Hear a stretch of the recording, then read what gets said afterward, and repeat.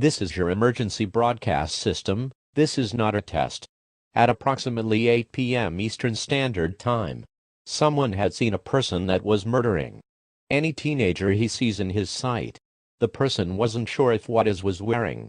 All he saw that he was holding a kitchen knife.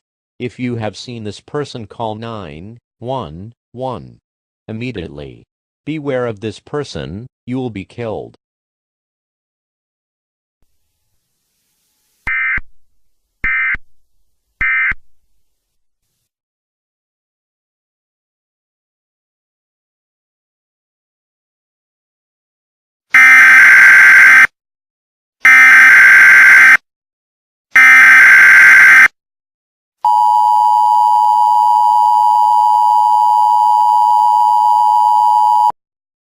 This is your emergency broadcast system. This is not a test.